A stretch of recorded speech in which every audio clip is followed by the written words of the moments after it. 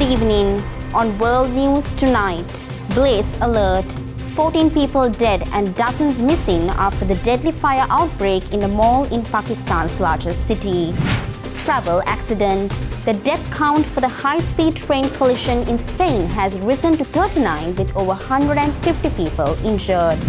Back in time, social media and so many people around the globe seem to return back to the nostalgic era of 2016 as a new year kickstarts.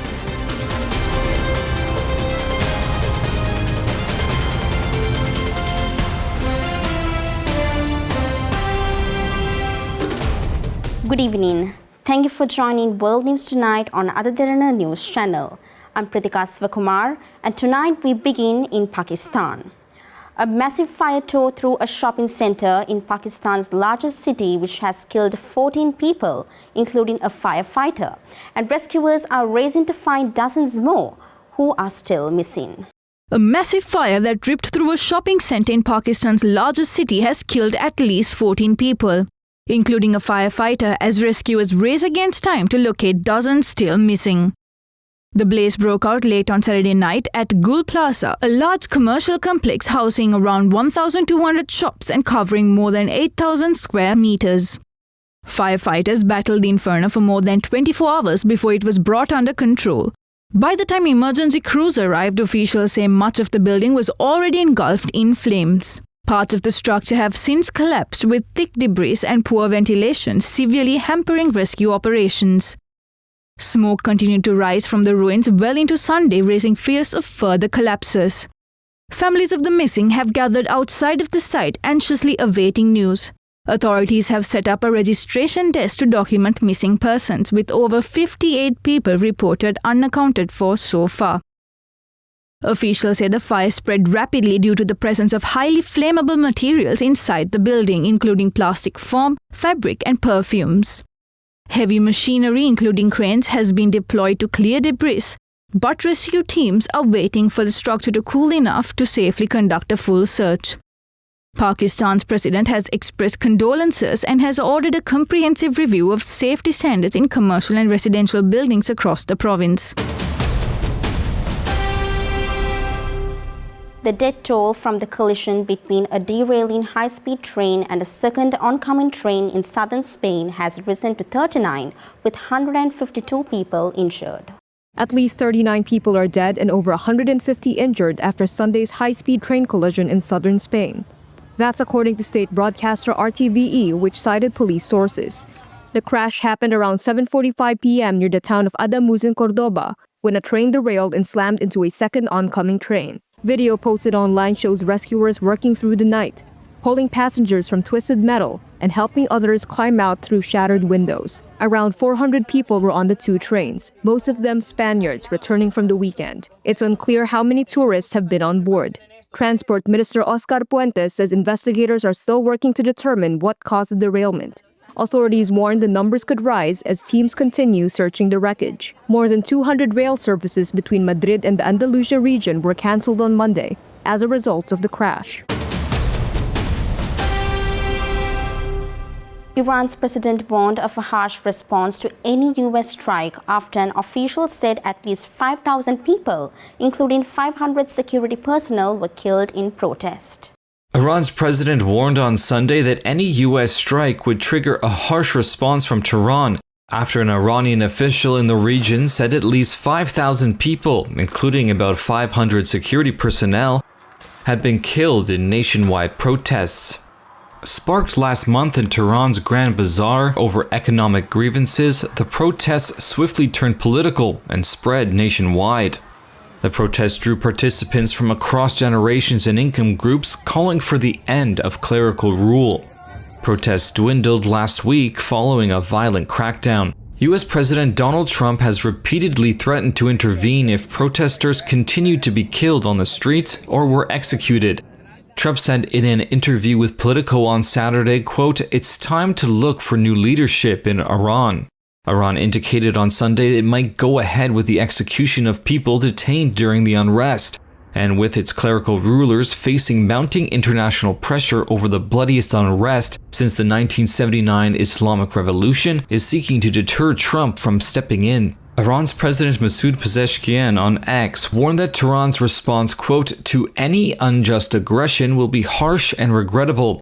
He added that any attack on the country's supreme leader is, quote, tantamount to an all-out war against the nation. On Saturday, Supreme Leader Ayatollah Ali Khamenei branded Trump a criminal, acknowledging several thousand deaths that he blamed on, quote, terrorists and rioters linked to the US and Israel. The Iranian official told that the verified death toll was unlikely to increase sharply, adding that those taking to the streets had been supported and equipped by, quote, Israel and armed groups abroad. The clerical establishment regularly blames unrest on foreign enemies. US-based rights group HRANA said on Saturday the death toll has surpassed 3,300, with nearly 4,400 cases under review. The group said that more than 24,000 arrests had been confirmed.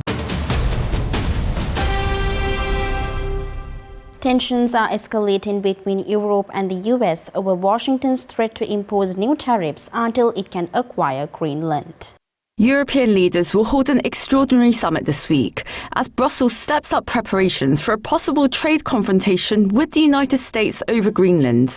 European Council President Antonio Costa said Sunday that he had decided to convene the meeting to coordinate the EU's response to US tariff threats. An EU official said the meeting is likely to be held in person on Thursday. The move follows an emergency meeting of EU ambassadors in Brussels on Sunday, where diplomats reached a broad agreement to intensify efforts to prevent US President Donald Trump from imposing tariffs on European nations next month. According to the Financial Times, European leaders are examining retaliation options that could reach close to $108 billion, including tariffs and possible restrictions on access to the EU market. This comes after Trump warned Saturday he would slap a 10% tariff on Denmark, Norway, Sweden, France, Germany, Great Britain, the Netherlands and Finland, starting February 1st. He would hike those tariffs to 25% on June 1st and would maintain them until the US is allowed to purchase Greenland. Italy's Prime Minister Giorgia Meloni said Sunday that the US tariff threat was a mistake, while the Netherlands Foreign Minister called it blackmail. This is not how allies should treat each other, and in that sense, I understand the word blackmail. Yes, absolutely. We have until February 1st to really present a united front to make it clear that we do not find this acceptable. France and Germany have also taken a firm line, with Paris proposing that the EU examine all available countermeasures, including the bloc's anti-coercion instrument, adopted in 2023 to respond to political pressure exerted through trade. EU Commission President Ursula von der Leyen said Sunday that the EU and Britain stand firm in their commitment to uphold the sovereignty of Greenland and Denmark. In her post on X, she says she discussed the developments with NATO Secretary-General Mark Rutte, along with the leaders of Britain, France, Germany and Italy. Concerns are growing for the future of the transatlantic alliance. Even amid the criticism, US Treasury Secretary Scott Bessent claimed on Sunday that Europeans project weakness while the US projects strength, and that the US needs Greenland to prevent war. With President Donald Trump expected to attend the World Economic Forum in Davos on Wednesday, the coming days will be decisive for Europe's next move. A huge explosion at a factory in northern China has killed 2 people and injured 84 others, with 8 people still missing. A powerful explosion at a steel factory in northern China has killed 2 people, injured 84 others, and left 8 people missing, according to state media. The blast occurred at around 3 p.m. local time on Sunday at the Baogang United Steel Plant in Inner Mongolia, one of China's largest state-owned steel enterprises. The explosion was strong enough to cause tremors in the surrounding area. Video footage circulating online shows a massive plume of smoke rising into the air, while debris was scattered across the factory site. Collapsed ceilings, twisted metal, and damaged pipes could be seen shattered across the ground. Authorities said dozens of injured workers were rushed to nearby hospitals. Among them, 5 people remain in serious condition, while others are being treated for minor to moderate injuries. Emergency services were quickly deployed to the scene as rescue teams continued searching for those still unaccounted for. Officials say the operation remains challenging due to damage inside the facility. The cause of the explosion is still under investigation and authorities have not yet released details on what triggered the blast. Industrial accidents remain a recurring concern in China despite tighter safety regulations in recent years. The country has experienced numerous deadly incidents involving factories, mines, and chemical plants. One of the worst occurred in 2015 when massive explosions at a port facility in Tianjin killed more than 170 people and caused widespread destruction. More recently, a chemical plant explosion in eastern China last year killed several people and injured many others, damaging buildings in the surrounding area. As investigations continue, officials say further updates will be released once more information becomes available. Let's go in for a short commercial break. More world news coming right after this.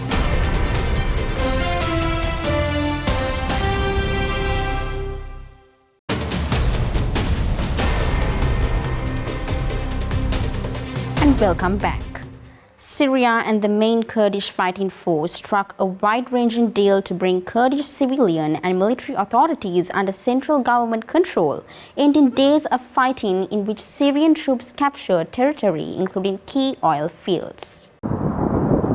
After days of heavy fighting, the Syrian government and the Kurdish-led Syrian Democratic Forces have struck a wide-ranging deal to bring Kurdish-run civilian and military authorities under central government control.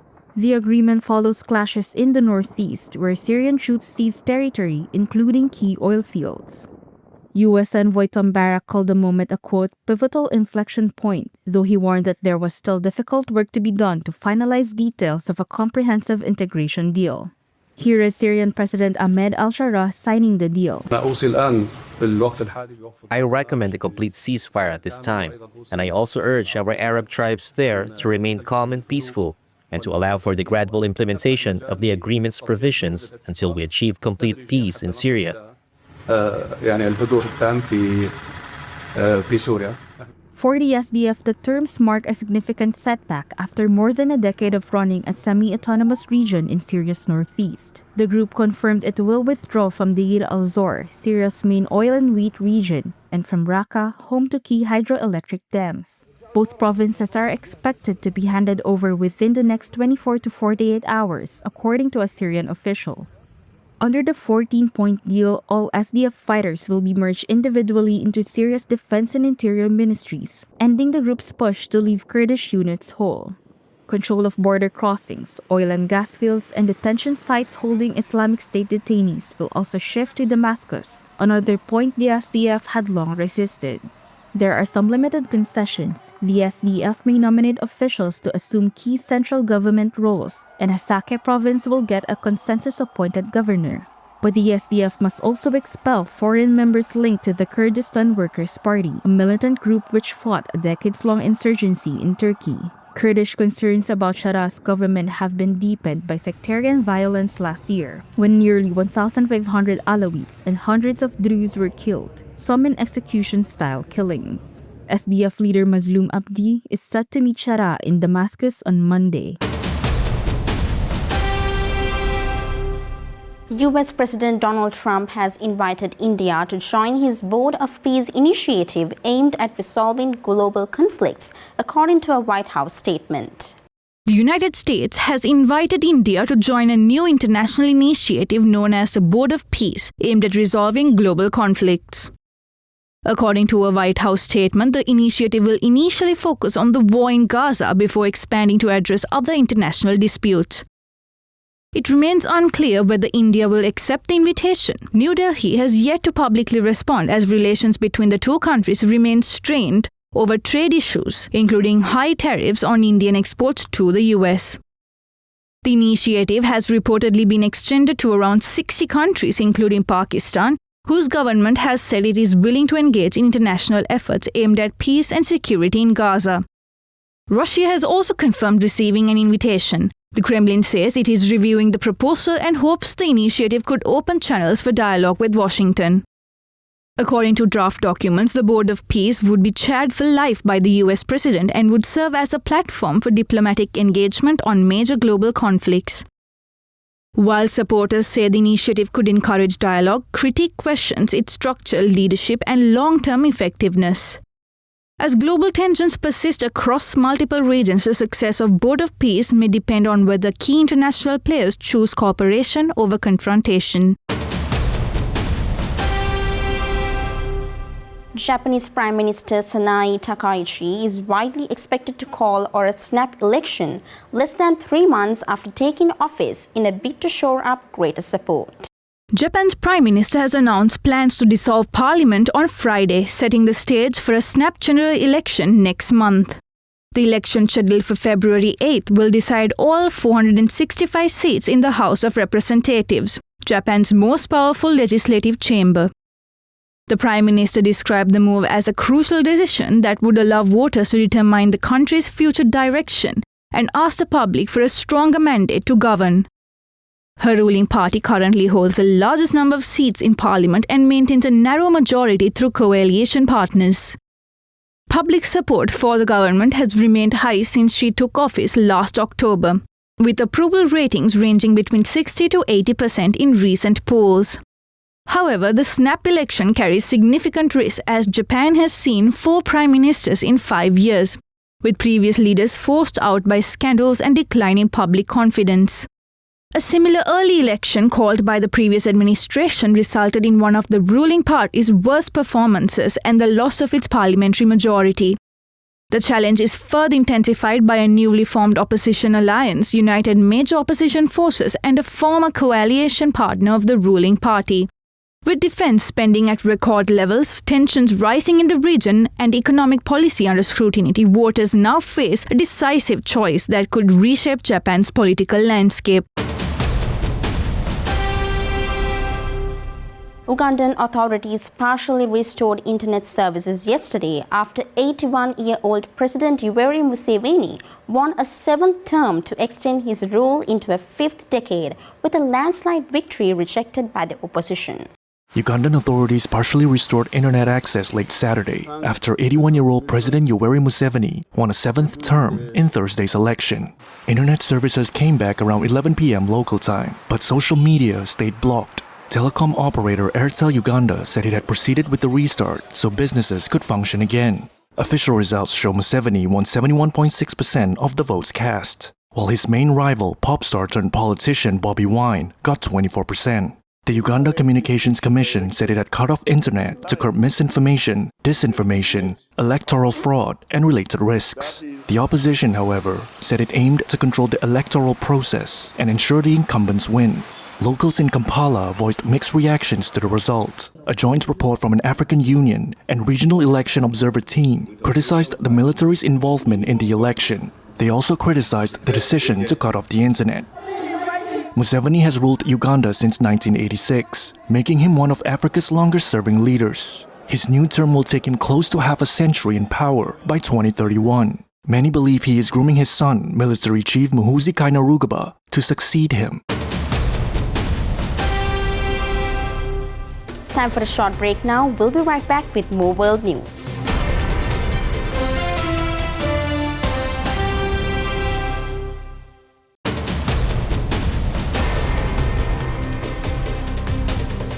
And welcome back. Going back in time as social media phones over 2016, ever since New Year's Day 2026, the hashtag 2016 has surged 450% all across social media. So the real question is 2026 or 2016? From Beyonce rocking the Super Bowl halftime show to the premiere of Stranger Things, all over social media, it's the year 2016 all over again. Collectively, it's 2016 again. I'm down for it. 2016 was the greatest year in human history. So many things happened in 2016. You should go and love yourself. Remember 2016? Justin Bieber's Love Yourself was the #1 song. Captain America: Civil War was the year's highest grossing film. Skinny jeans were chic. And social media challenges were all the rage. The mannequin challenge had everyone freezing in place. And who could forget the water bottle flip? Ever since New Year's Day 2026, the hashtag 2016 has surged 450%. On TikTok, which didn't even exist a decade ago, there have been 1.7 million posts about 2016. Celebs are also taking part, posting throwback photos. Selena Gomez posted this photo from a decade ago. So did Kylie Jenner and Reese Witherspoon with Taylor Swift. Good morning, everyone. Check out Eva Longoria with those once popular animal face filters. Bring back 2016. I miss those filters, she writes. Ever heard of animals enjoying some time at a bar? Well, in this case, yes. And multiple animals were found in various bars, which caused excitement and fear amongst people. Cheers! These animals were all caught inside bars. In 2022, a woman picked up a possum and carried it out after it was spotted in a Brooklyn, New York bar. The critter didn't seem happy that it was getting kicked out of the bar before closing time. Once outside, the woman set the possum free by a pile of garbage. Yeah! In 2023, this woman also helped get a possum out of a bar. I don't know what I was thinking. I was just like, there's a possum in the bar and I have to get him out. Jessica White was at the Texas watering hole when the possum moseyed on in. Holy moly. She carried the animal out by its tail, trying to figure out where to set them free. I don't want him to get more freaked out or injured than he probably already is. Like he was heavy, he was very well fed. Hey, can I take a picture of you with it? After the incident, she was nicknamed Possum Queen and had many admirers. I'm blown away. Like I never expected this to blow up. Hey, he's gotta have it. In 2023, 2 blue penguins walked into a New Zealand sushi bar. Once inside, they hid under the refrigerator unit for safety. Eventually, they were captured and escorted from the premises. This time of year, penguins around the harbour are coming in and they're trying to identify a place where they and their mate can set up shop to lay eggs. Because blue penguins are protected under New Zealand's Wildlife Act, they were released into the Wellington Harbour. In 2025, a baby seal snuck into a bar in New Zealand. The pup was first seen outside, but when a person tried to grab it with the sweater, it ran right inside. The seal ran into the bathroom where it hid until officials came. There's a baby seal here. This is not on what I thought was going to happen today. Oh, poor seal. After getting coaxed out with salmon, the seal was taken away and put back into nature. In 2021, After Bark, a bar where humans and dogs could share treats and drinks, opened in London. My name's Jess and this is Sunny. Hi, I'm Dom and this is Mischief. Pups at the venue enjoyed puptails that included carrot, apple, and beet juice. They also had barkaritas and other non-alcoholic plant-based beverages. As for treats, there were some both dogs and humans could enjoy. We have shareable treats which are made by local lady Morelli. They're called Lick and Mix, and we also have them as snacks in the bar in the evening, and you can have them yourself or you can share them with a dog. After Bark's goal was to help dogs socialize with their humans and adjust back to life after the pandemic. Those dogs aren't used to being separated from their parents. I think it becomes all the more necessary to work out a way whereby you're not unsettling your pup. I have never been to anything like this before. The fact that the snacks are allowed to be eaten by both dogs and humans is like, well, we share our food anyway, but yeah, I absolutely like it. And the caipirinhas are delicious. And with that, we come to the end of today's edition of World News Tonight. With the hopes of seeing you again, I'm Pritika Sivakumar, and we leave you tonight with the visuals of La Paz Carnival kicking off the awakening of the city's iconic cucumber. Also, don't forget to send us your feedback through email at feedback.adncenglish@derana.lk or via WhatsApp at 076-805-7933. Thank you for watching World News Tonight on Derana News channel. Have a good night.